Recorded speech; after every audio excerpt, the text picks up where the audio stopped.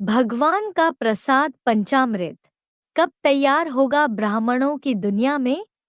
बाबा, हर पूजा और अनुष्ठान में पंचामृत का इस्तेमाल होता है। तो वेद के पंचामृत क्या पंच ब्रह्मा है जो 14 संख्या मिलकर एक हो जाएंगे? पंच अमृत कहा जाता है। पंचामृत,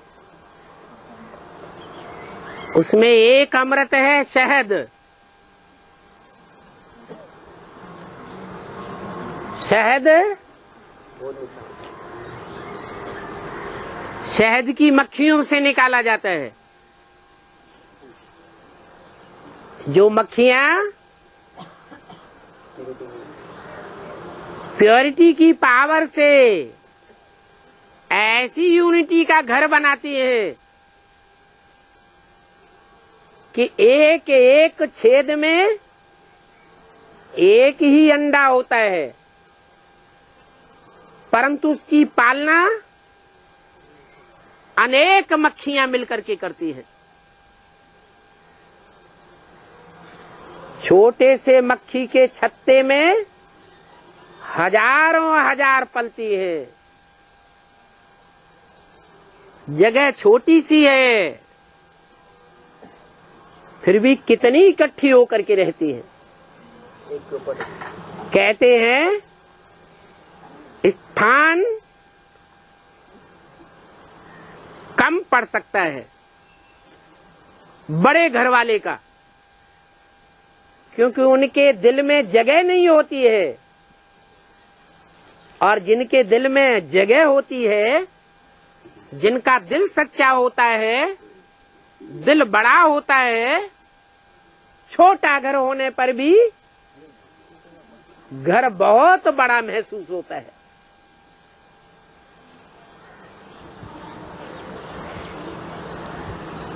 तो ये शहद की मक्खियों का मिसाल है।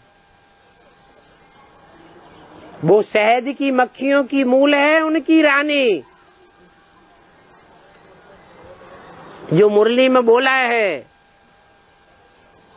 एक मक्खी जाती है तो उसके पीछे पीछे सारा झाड़ जाता है।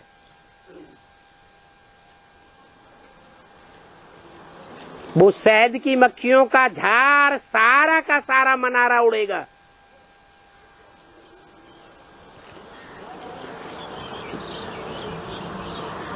तो गीता ज्ञान का माहौल नहीं रहेगा। गीता ज्ञान सुनने के लिए एक्का दुक्का लोग जाते हैं। जब वो मक्खियां भागती हैं, जिसकी यादगार भागवत बनी हुई है, ढेर की ढेर मक्खियां भागी तो भागवत बन गई। जहां भागवत की कथा होती है, वहां एक दो होते हैं कि लाखों इकट्ठे हो जाते हैं। लाखों इकट्ठे हो जाते हैं। कहाँ की यादगार? संगम युग में प्रैक्टिकल में ये यादगार बनती है। ये शहद की मक्खियां जो शहद उगलने वाली है, मीठा ही मीठा उगलने वाली है। हर दवाई में वो शहद काम आता है। दवाई काम नहीं करती है। दवाई देने वाले का प्यार काम कर जाता है, दुआ काम कर जाती है। वह दूध घी दही किसका किया? तो जो शहद है वो अमृत है, पहले नंबर का।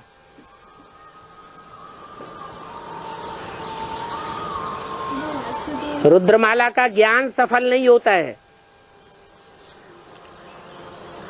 वो शहद सफलता प्राप्त करा देता है। ज्ञान है दवाई डिफेक्टेड आत्मा की,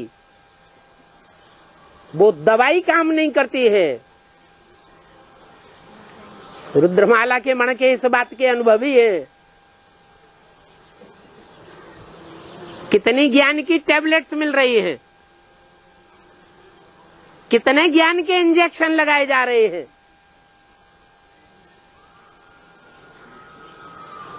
दवाई काम कर रही है? मर्ज बढ़ता गया ज्यों ज्यों दवा की।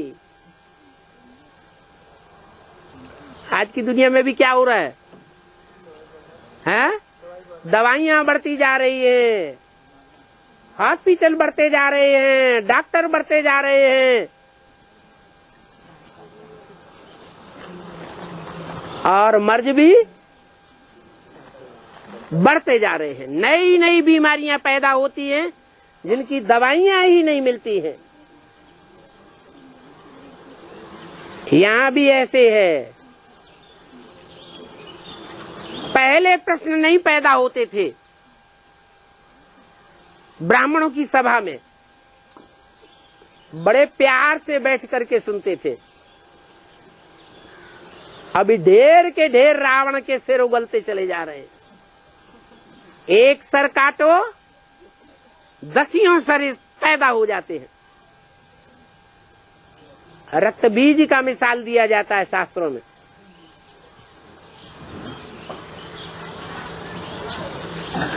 एक संकल्पों की बूंद गिरता है तो उससे हजारों संकल्प पैदा हो जाते हैं।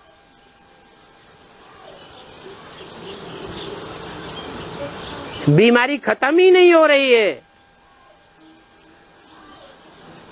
तो पहला पहला वो अमृत निकलता है,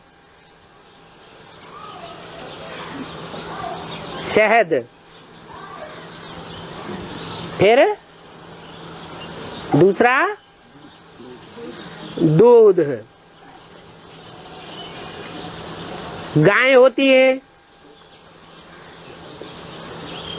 भैंस और बकरी का दूध नहीं काम में आता है क्या? गाय का दूध काम में आता है। भैंस का दूध भैंस बुद्धि बनाएगा। बेसिक नॉलेज में ढेर के ढेर भैंस बुद्धि बने पड़े हैं। बुद्धि चलती ही नहीं। बकरी का दूध भी काम में नहीं आता। महात्मा गांधी को काम में आता होगा। हद का गांधी कहो और चाहे ब्राह्मणों की दुनिया का बेहद का गांधी कहो, वो बकरी का दूध बहुत पीते थे, परंतु फायदा नहीं होता है।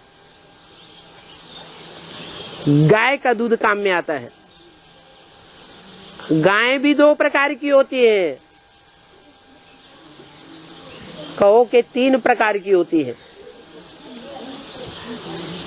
एक है विदेशी गौएं और एक है स्वदेशी गौएं। विदेशी गौएं दूध तो बहुत देती है, ज्यादा दूध देती हैं कम देती हैं? ज्यादा दूध देती हैं। ज्ञान बड़ा बढ़िया बढ़िया सुनाएंगी, ढेर का ढेर ज्ञान सुनाएंगी, लेकिन प्रैक्टिकल जीवन में जीरो। उनको भारत में बहेल गैया कहा जाता है। विदेशी कन्याएं माताएं होती हैं ना, उनमें अब व्यभिचार पनपता है या व्यभिचार? व्यभिचार पनपता है। और स्वदेशी गैयों में अब व्यभिचारी, माँ बाप के कंट्रोल में रहने वाली होती है। माँ बाप के साय से भी जब अलग होती है तो एक खूंटे से बंद करके रहती है सारा जीवन। उनको गैया कहा जाता है। ये भारत की गौएं बहुत विख्यात हैं क्योंकि उनके दूध से वो भगवान का प्रसाद बनता है।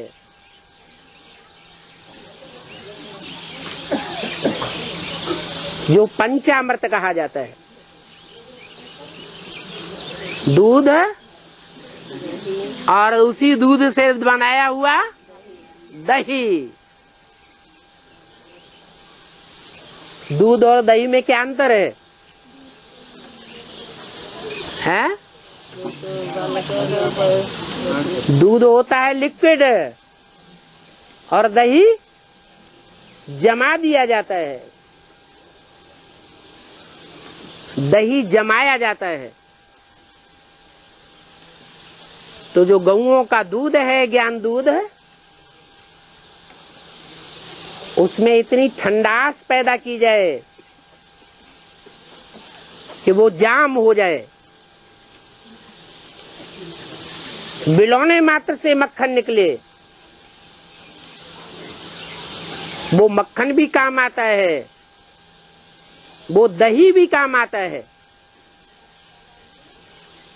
दूध, दही और घृत,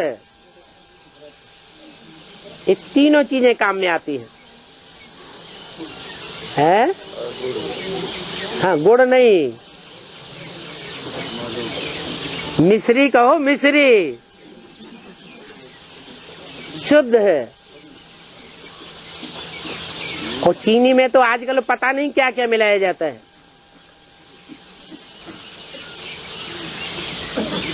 तो उसे पंचामृत कहते हैं।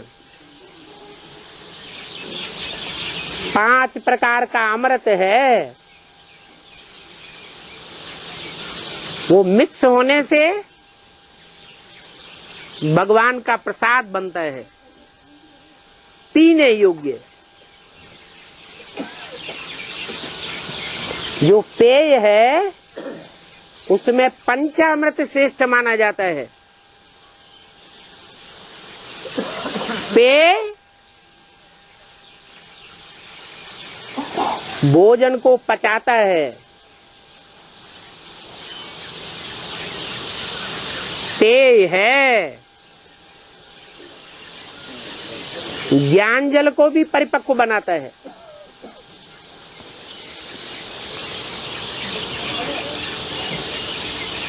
अभी तो रुद्रमाला में परसेंटेज विदेशी गऊओं की ज्यादा है या स्वदेशी गऊओं की ज्यादा परसेंटेज है?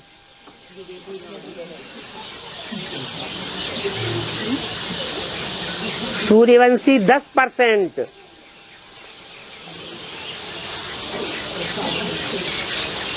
और विदेशी 80%, विधर्मी। चंद्रवंशी भी 10%,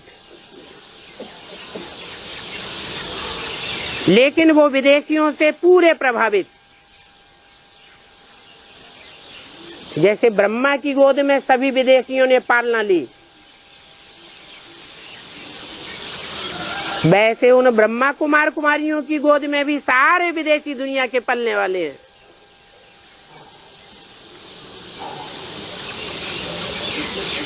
तो 90% हो जाती है विदेशी गऊएं।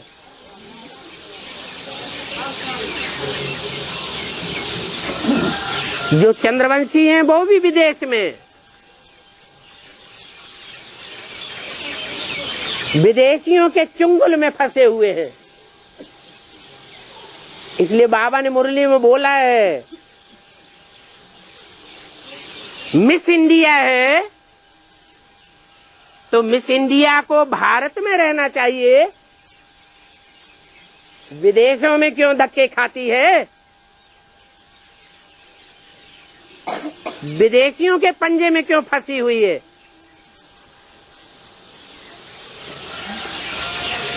भारत माता को भारत की सेवा करनी चाहिए, भारतवासियों की सेवा करनी चाहिए या विदेशियों की सेवा करनी चाहिए? भारतवासियों की सेवा करनी चाहिए। तो चंद्रवंशी गऊएं भी जैसे कि विदेशी बनी पड़ी है।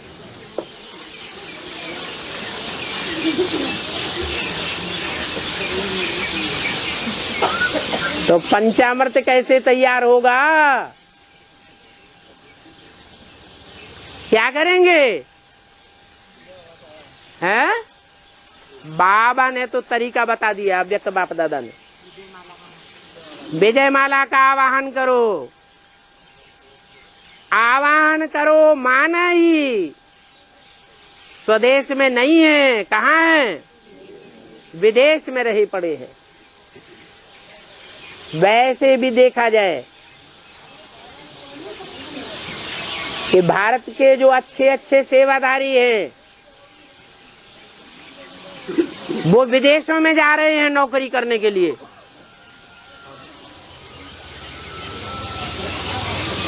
भारत की सेवा को छोड़ते जा रहे हैं,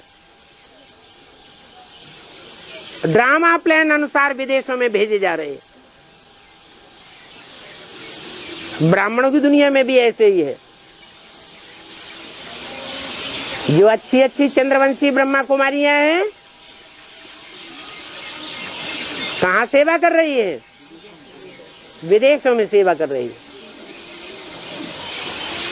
अभी उनका आवाहन करो, उन गैयों का आवाहन करेंगे, भारतवासी गौओं का।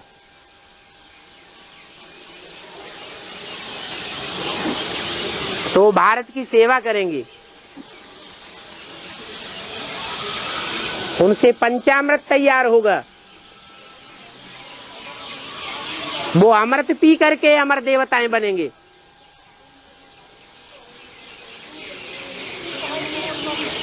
नहीं तो बहेल गौएं भारत में बहुत घुसी पड़ी है। देखा होगा, पहले तो हिप्पियों के रूप में कितने देखने में आते थे, अभी तो उनकी संख्या थोड़ी कम हुई है।